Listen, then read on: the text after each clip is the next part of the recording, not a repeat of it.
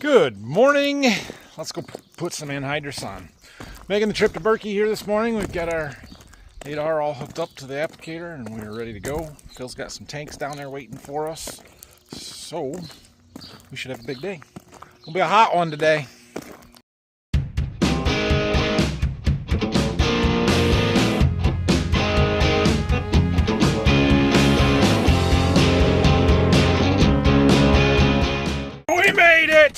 We made it. Oh, what time is it? 8:30. So we did pretty good. We're gonna get our first tank hooked up. Phil's got 3 of them here, which will be plenty to do this first field. Oh, so something's leaking, but it's our bar, which hasn't had any anhydrous in it for like 4 days, or well, I guess it was Monday, 2 days. Anyway, we'll get hooked up to the tanks here. I got to get the GPS stuff set up with the equipment profile and everything, so we'll get going. Well, it feels different being out here with tires and duals. I don't love it, but I ran this bar with this tractor for years before we bought the 8RX, or for a couple years anyway, so not super unheard of. However, I am noticing right away this ground is way harder than what we have been doing, and we need to turn our down pressure way up.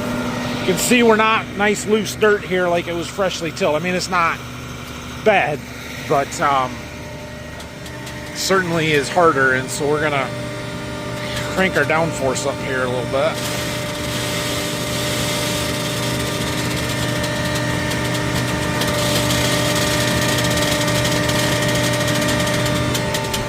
So that changes how much pressure is on that hydraulic cylinder that's pushing the row units into the ground to keep our depth. Alright, well that's better. So our rows that are in our tire track from the planter, that one's bleeding off a little bit. The rest of them aren't too bad. They look okay. I'm trying to look and make sure everything looks level. I think we need to raise our 3-point hitch up just a little bit to keep everything more in line. That looks better.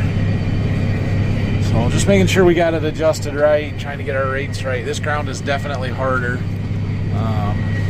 It's not bad. I don't love that little bit of puffing out that we've got there, but it's pretty low amount. When you know how much is coming out of those shanks at a time, that's pretty low. So it sure looks like we're running over a row of corn, but when I look behind us, we're not. We're okay here. Auto path is working. Yeah, I think we're good. Let me get settled in and we'll figure it out. You'll remember when we started this field, this is the first field we planted the corn down to Berkey here, and we were having all kinds of fertilizer row issues because of those fertilizer tubes getting ripped apart by the corn stalks that we no-tilled. I can see the streaking in our corn rows right here. It depends on the light a little bit, but there's a row over there I can see is a lighter yellow. That's because it wasn't getting any fertilizer. Because our lines were ripped in half, or we were just dribbling it around and not getting it where it needed to be. So out in the field here, after I had fixed them, we don't see that. And actually, that corn looks really good. Really happy with it. But on these ends here, it's a little off. Well, we got our end rows done, and we're working our way across here slowly. It's going okay, not great. This ground is harder. It's pulling much harder. And I know this is a little bit less horsepower on this tractor, right? This is a 335 versus our 370 on the RX, so we're 35 less horse, but we don't have the tracks. And so really they pull about the same. So I think it's that added down pressure that I put on and the fact that the ground is just harder. Most of the rows are sealing really well, except for the ones that are in a track or behind a tire, especially where there's sprayer tracks. So I don't have any sprayer tracks in this pass that we're doing right now, but those ones I'm having a real hard time getting it to seal and keep the anhydrous in the ground. Today's one of those days where by the end of it, I'm going to be wishing that we're using 28 and not anhydrous, because I'm going to burn the crap out of this corn. But benefit of being at Berkey, where I'm 35 miles from home, I'm probably not going to look at this field for a couple of weeks after today, and by the time we get back here, it will start looking better, as long as we get some rain. So it is what it is. It's early. The corn's, any damage you do is mostly cosmetic at this point. It will grow out of it, and we should be fine. But it still makes you just, I don't know, makes you a little sick to your stomach when you see burnt corn from your anhydrous. However, urea burns the crap out of corn when you spread it on and get it in the whirl of a plant as well, especially when it's 90 degrees and humid. And 28, if you get any drop on the leaves, will burn the crap out of your corn as well. So, I don't know that there's a lot of better options. I mean, the other options aren't going to solve the problem that I'm having today. Alright, so you see there's a sprayer track. There's another one over there. That's where Dad drove the sprayer. It's also a planter tire track, I'm pretty sure. Yeah, tractor track from when we planted. See how we can't seal those 2 rows? And look at that. Our tire back there is floating because that ground is so hard we can't push the opener down into it. And so our gauge wheel's not even on the ground. That's what all those weights on the back are for. Is to keep enough pressure to keep our openers and our bar at the ground. And apparently right now we don't have enough. But it's 2 rows out of every 3 passes. So we're just gonna go with it. A little rain would soften the ground up and make this work better. Just did our first tank swap. That first one empty. We did right at 30 acres on it, or just a touch under, so it's about right for what we're supposed to get. We're putting a flat rate of 170 pounds on here. This ground is all pretty consistent, not a lot of variation to it. I did not have any seeding rate variations. Everything was flat rated, and so we're doing a flat rate of anhydrous as well at 170 pounds of actual N, plus the 30 pounds of N that we put on with the planter puts us real close to 200, or right at 200 pounds, and hopefully we get 210, 220 bushel corn off of here, so that's about the right ratio. Better corn than that would be better, but I'm not willing to spend, put $1,300 a ton anhydrous on to gamble on that we might have better crops than that. Well, we're moving across here, not too bad. We're just another pass, or another round here, I guess, to go in this field. Phil did come down. He had some stuff going on earlier this morning, but he's here now, so he's taking an empty back, bringing us a full tank, which means we should be able to keep moving here, and I don't have to haul any of my own tanks. We're going to jump over there, do the rest of it. Basically, all the corn is right together here. We've got this field, we've got the one across, there's a 40 on the corner, and then there's one across the road over that way. So we'll jump over to that corner, which is where we had gone after we were here, and we'll start there.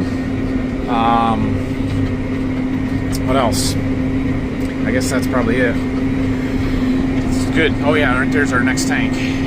Good deal. The supplier is closer here than if it is at Waldron. They're only about 3 miles from here, and so he'll be able to keep up just fine. So we're over here on our corner 40, square corner 40, looks like that. Got the perimeter done here. I did just switch tanks, and Phil brought me another full one that he put way over there. That's going to be a little far away, but we'll get it, no big deal. He's taking our last empty back, and we should get this one done reasonably quickly. Won't take too long. It is lunchtime. I was considering getting a food delivery. That field right across the intersection over there is where we were planting beans that day. I got my Uber Eats delivery, but I think I'll just wait until maybe dinner time. I did bring a can of Pringles and some rye chips. I'll be good for a while. Getting out just to take a look at some stuff here. I noticed a couple of rows that seem consistently to be bleeding, and so I just want to make sure that our hoses haven't come off. That one's good. This one here also seems to be leaking a lot, and I think it's just because it's in a tire track. Everything looks okay there. Oh, maybe that boot's broken. No, it looks the same. The hose isn't off, but see how we got much more of a defined slot there? Well, I guess this one's not that much different. And our closing wheels are throwing the dirt in, so they're doing their job. It's just harder dirt. I'm getting melted on here. the vapor tubes ice up. That's the cooling effect. So then they get really cold and then all the humidity sticks, and then when I stop it starts melting. Anyway, I just wanted to look, see if I could see anything that looks out of the ordinary. I don't.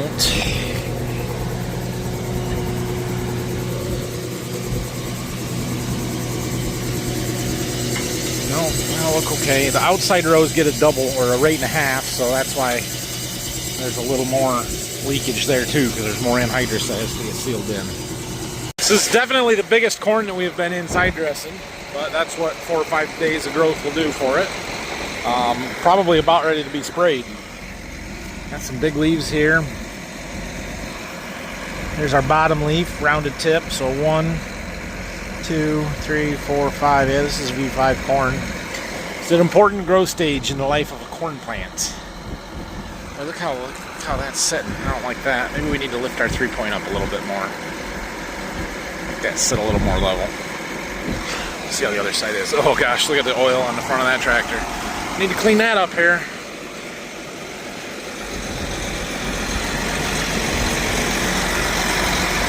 Alright, keep her going. So V5 corn is where we are setting the number of rows around on an ear. So believe it or not, in these little itty bitty corn plants out here, the ears are already starting to develop and starting to form.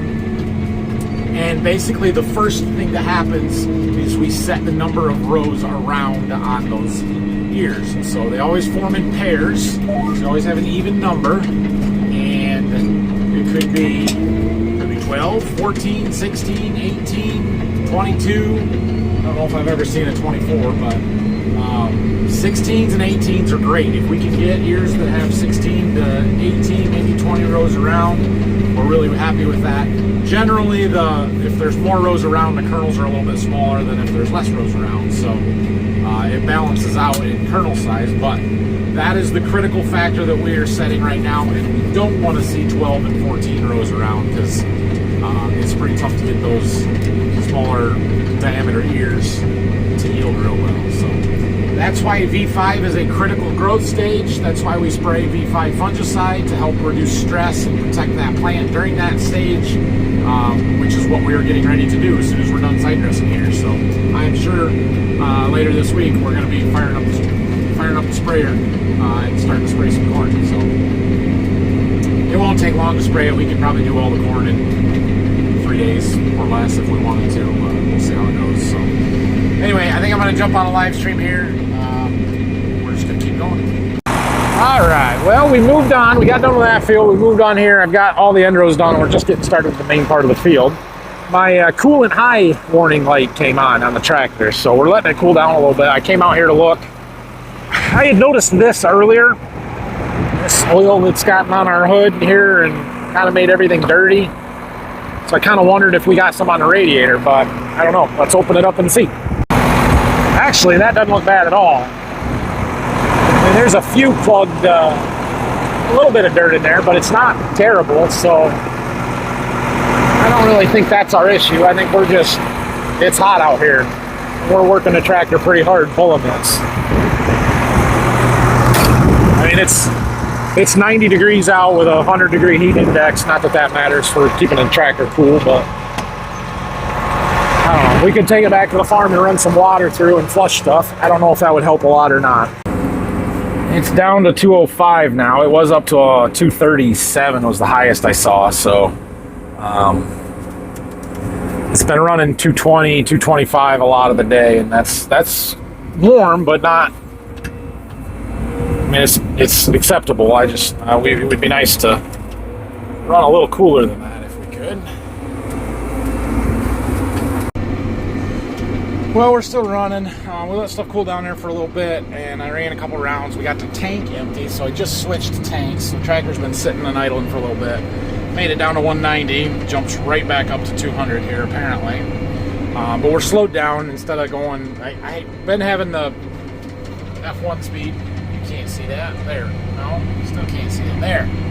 I had it set for 9, and we had been running like 7 to 8 miles an hour most of the time, working the tractor, basically pulling as hard as it would pull. So I set it down to 6.5 here, and we'll see if not using the full power band is going to help keep the tractor a little cooler. Well, we got the next tank ran off. We just kept our speed down to 6.5, and well, she got warm, but it didn't ever got to the point where it was yelling at me that it was overheating, and I had to stop. So while I don't love running at 225 degree engine temperature, it appears that's how the day's going to go. She'll cool down quite a bit here as we're not pulling now. We got to go up and change tanks, let it idle for a little bit. So I guess that's good. We should flush the radiator out when we're by the water. Well, maybe I should run it back now, but it really doesn't look that dirty. So we'll clean it up and see if that helps, but it doesn't look that bad. I think it's just pulling hard, and it's a hot day. It's very hot. Well, at 5.5 to 6 miles an hour, 6.5, whatever, it's a little slower going this afternoon than what we have been used to and what we were doing this morning, but we're still covering ground, working our way across here. Just about done with the long rows into this last round here. This field has got a bit of an L shape to it, so just this little bit to finish up. There's about 20 acres there, but we've already got the ends done, so a little less than 20 acres to go in the field. Yeah, we got 78 done out of like 96, so we'll need one more tank. Should be empty here fairly soon, and then we've just got the field across the road, which is the one that's been sold off and allotted for houses and stuff. So honestly, I'm not even entirely sure how many acres are in that one. I don't remember what we planted. 60, 65, something like that. So it's 5 o'clock now. We'll probably get her done tonight. I will probably do it. Well, the AutoPath has been working really good doing side dressing here, but I don't know how that happened. We're off a row. We're off 2 rows. There's 2 rows between that row and that row. They aren't going to get any nitrogen if I don't make another pass. How did that happen? I don't know, but whatever, we'll fill it in. Okay, well, here's where we're at. We've just got a little bit left. This up here is that house lot that we're not farming anymore, so we've just got this stretch to do. So, tank is empty. Last tank change of the year. We're gonna get done before dark. What a deal. Oh, let's get this one done.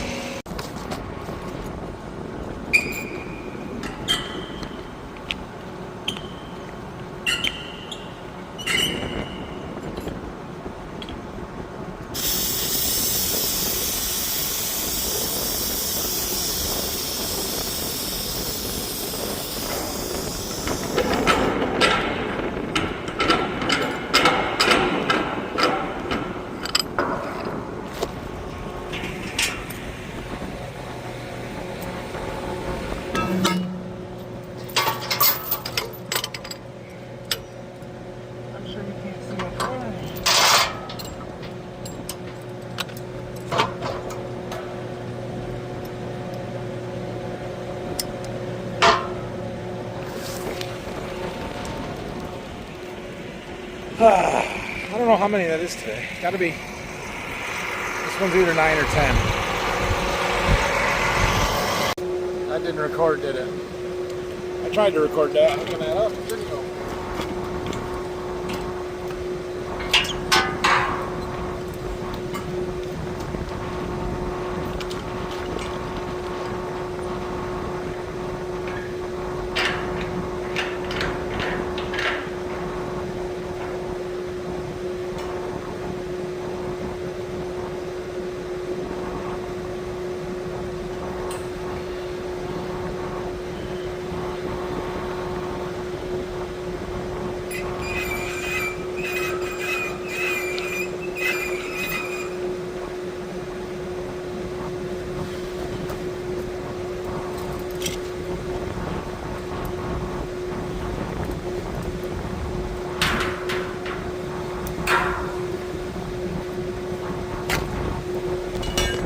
Go finish this. Here to the road is all we got to do. There's a pole here. This is one of the house lots. Basically from that post to the corner here is a lot. It goes out to the road there, and then all the rest of them go all the way through. Long, skinny ones. So that one over there, we're not farming this year. They've got some flags out there like they're going to build a house sometime soon. Between these two right here, actually the guy in this house bought to make his lot bigger. And then who knows when any other houses are going to get built in here. But it is what it is. Not the end of the world. This isn't the best farm in the world. So if we don't farm at all, it's okay. Anyway, something else I was going to say, but I don't remember what it was. So maybe I'll think of it, maybe I won't. Oh yeah, I remember. There's also that little deal there. We're about out of fuel. 3 bars left. Should have plenty to finish this, but we might want to bring some down here before we drive it home. Last pass. Side dress 26. Cool. What a deal. Our tires are still floating. This one's got a sprayer track. No sprayer track. Just hard. Tire is not turning. Floating. Anyway, we're going to finish this one up. We're going to run the tractor back down to the farm. I'm going to drop the tank that's behind us. That one. And then we're going to make a round through the field that we already side dressed today just to drain the bar. We're going to bleed all the anhydrous out of the anhydrous bar with no tank hooked up to try and get it emptied. That little leak is new.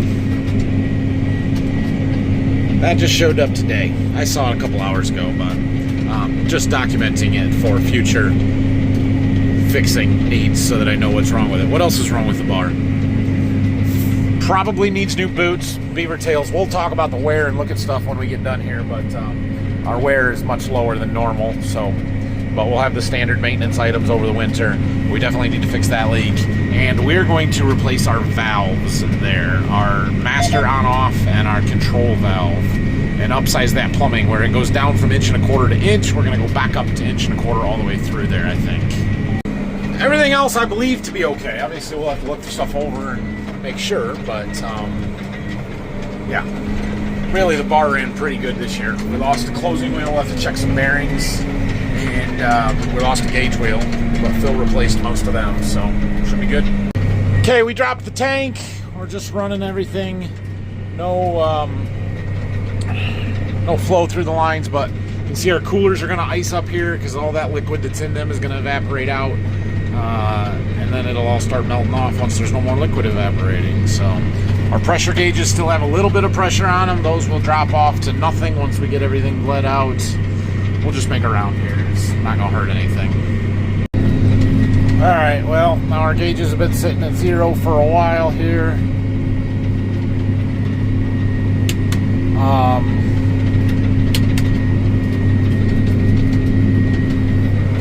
Our monitor is showing very, very little. As the vapor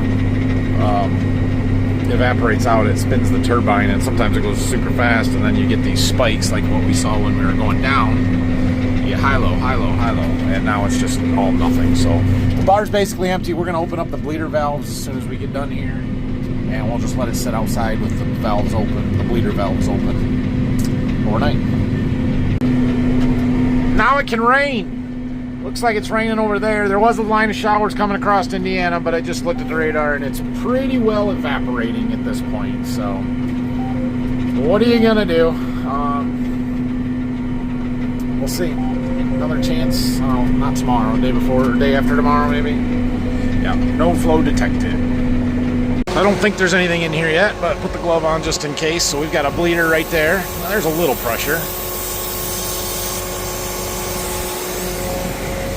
And then the other one is back here on the actual hose. So this hose has 2 bleeders. This one we open every time when we're changing tanks. This one is on the other side of that, and it bleeds the whole hose off. Yeah, not much there either, but we'll just leave those open. All right, well, we got the old black truck out that we keep down here at Berkey, and I'm gonna take this home, grab some food. I did grab the GPS stuff, the monitor, and the receiver off that tractor. Once we're done with it, take it back to put it back in the sprayer because there's a reasonably good chance we're gonna start spraying corn tomorrow. So we gotta have the stuff to do that.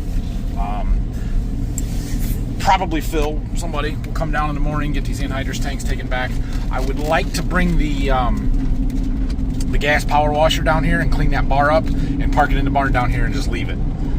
Down here, out of the way, it's one of those things that we clean it up good and then put it away. We'll get it out in the winter or very early spring and make sure it's ready to go for next year. So that's the plan with the bar. The tractor will go back probably by itself at some point here. It ran pretty good today, other than that we were getting hot, but it was hot out. Like, that's kind of expected. Not really expected, but, you know, it's not surprising, I guess. So, anyway, that's probably it. We'll see you back at Waldron. It'll be dark by the time we get there. Maybe we'll drive through some rain. There's raindrops on my truck back here. Not real wet, though, is it? All right, well, thanks for watching today. If you haven't subscribed to the channel yet and you enjoy the content, please do so. Give the video a thumbs up for me. That helps. And we'll see you guys tomorrow morning. So I don't know if I'm going to Berkey tomorrow or not. I imagine Phil will go clean those tanks up. I'm not real worried about the anhydrous bar.